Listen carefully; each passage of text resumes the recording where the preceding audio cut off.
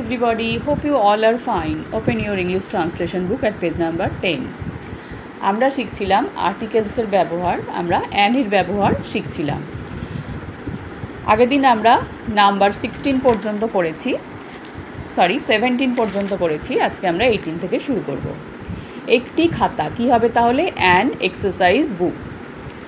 একটি উদাহরণ, an example. Example মানে হচ্ছে উদাহরণ। একটি ছাইদানি, অ্যান অ্যাস্ট্রে। একটি মেয়ে ভেড়া, এটা তোমাদের দেওয়াই আছে, অ্যান।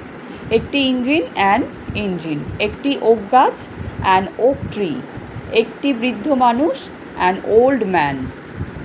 একটি লেখক বা একজন লেখক, একটি লেখক না বলে একজন লেখক বলি আমরা, অ্যান অথর। একটি দুর্ঘটনা, অ্যান অ্যাক্সিডেন্ট।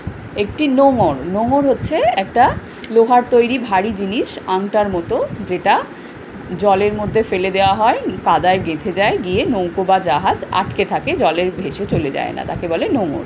কী হবে? An anchor. অ্যাঙ্কার মানে নোঙর। একটি আবিষ্কার, অ্যান ইনভেনশন। একজন ভারতীয়, অ্যান ইন্ডিয়ান। একটি উট পাখি, অ্যান অস্ট্রিচ। একটি দেবদূত, অ্যান অ্যাঞ্জেল।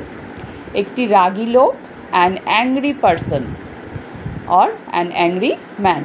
একটি কোণ, অ্যান অ্যাঙ্গেল। অ্যাঙ্গেল মানে হচ্ছে কোণ। তাহলে এইভাবে এগুলো তোমরা সুন্দর করে তোমাদের বইতে পেন্সিল দিয়ে লিখে ফেলবে। তোমরা সবাই লিখতে পারবে, নিশ্চয়ই কোথাও অসুবিধা হবে না। প্রত্যেক ক্ষেত্রেই তোমরা দেখবে যে যে শব্দগুলোর আগে তোমরা অ্যান লিখছো, সেই শব্দ বা ওয়ার্ডগুলো কিন্তু এ, ই, আই, ও অথবা ইউ দিয়ে শুরু হচ্ছে। নিশ্চয়ই তোমাদের নিয়মটা মনে আছে, কোথায় এ হয় কোথায় অ্যান হয়। সবাই ভালো থাকবে, বাই।